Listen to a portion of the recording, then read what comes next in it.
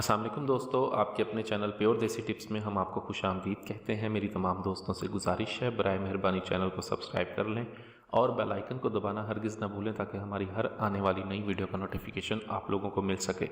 दोस्तों, नामर्दी का इलाज अगर मुश्किल नहीं तो इतना आसान भी नहीं है, क्योंकि ये कोई बाकायदा मर्ज तो होता नहीं है, बल्कि ये हर फर्द का अपनी जहनी मसला होता है जिसकी गुत्थी को एक होशियार मौलिज ही सुलझा सकता है।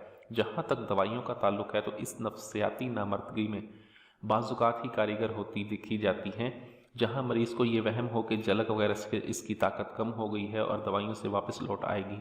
और मज़े की बात यह है कि आप बेशक ऐसे मरीज़ों को पानी में चीनी घोल कर ही पिला दें और साथ में इसे इसी बात का भी यकीन दिला दें कि ये 1 लाख का नुस्खा है जो 100 साल पुराने कलमी नुस्खों से हासिल किया गया है या किसी जर्मन डॉक्टर के शहर आफाक की दवा है, तो वो इसे आब ज़लाल समझ कर पी जाएगा और नफ्सियाती असरात की वजह से अपने अंदर बेहतर तब्दीली महसूस करेगा।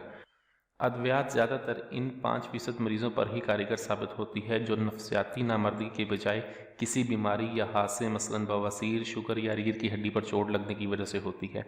इससे मुतल्लिका जिस्मानी अमराज का इलाज करके नामर्दी को दूर किया जाता है। आज का जो मैं नुस्खा आपको बताने लगा हूँ, ये एक ऐसा ज़बरदस्त और पाए का नुस्खा है जिसके इस्तेमाल से आप अपने अंदर से नामर्दी का बिल्कुल ख़ात्मा कर सकते हैं, बिल्कुल सेहतमंद और तंदुरुस्त हो सकते हैं। ऐसे तमाम तरह अफराद जिनके उज़्व में ताकत नहीं होती, उज़्व में ढीलापन है, अंदर ताकत नहीं है, इंतशार नहीं होता, बिल्कुल इंतशार कम है, ठीक है, और वक्त ख़ास बिल्कुल कम लगता है, तो उनके लिए नुस्खा बहुत ज़बरदस्त, बहुत ही आला है। इस नुस्खे की ख़ास बात यह है कि अगर आप इस नुस्खे को बनाकर और मुकम्मल अच्छी तरह से बनाकर अच्छी तरह से मुकम्मल नुस्खा इस्तेमाल कर लेते हैं, ठीक है, मुकम्मल नुस्खे को इस्तेमाल करना और इसको बर्दाश्त करना ये किसी मर्द के बस की बात है। ये एक ऐसा ज़बरदस्त नुस्खा है जिसके इस्तेमाल से आपके अंदर से हर तरह की नामर्दी ख़त्म होती है।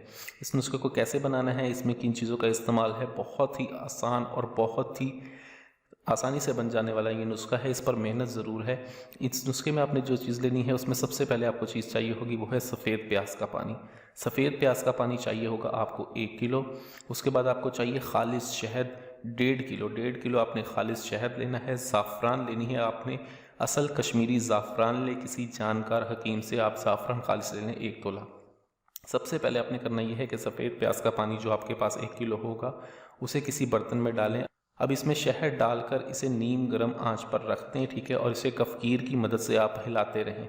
आग जो आपने इसके नीचे जलानी है वो बिल्कुल हल्की आंच हो, ठीक है, तेज़ आग आपने नहीं करनी, ठीक है। आपने इसे इस हद तक पकाना है कि इसके अंदर जो प्याज का पानी है वो अच्छी तरह से जल जाए और शहद बाकी रह जाए। जब शहद बाकी रह जाए तब आपने करना ये है कि ज़ाफ़रान को आपने एज इट इज़ जो है वो इसके अंदर डाल देना है, ठीक है, और इसको नीचे उतार लेना है। अब आपने जब इसे महफूज करना है तो शीशे के जार में आपने इसे महफूज करना है जिसमें हवा या नमी बिल्कुल ना जाती हो।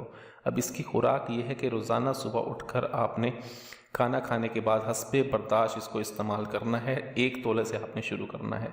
1 तोला दवाई लें और इसे रफ्ता रफ्ता आपने चाट लेना है, ठीक है। अगर आपका जिस्म इसको बर्दाश्त करे तो फिर रात को सोते वक्त भी आप इसको एक खुराक ले लें। इस दौरान अगर आपको एहतलाम या जरियान की शिकायत हो जाए तो आप इसे कुछ दिन के लिए बंद कर दें, 2-4 दिन के लिए दवाई को बंद कर दें। अगर आपका मिजाज बहुत ज़्यादा गर्म है तो दवाई को आप आधा तोले से शुरू करें और दिन में सिर्फ 1 मरतबा इस्तेमाल करें।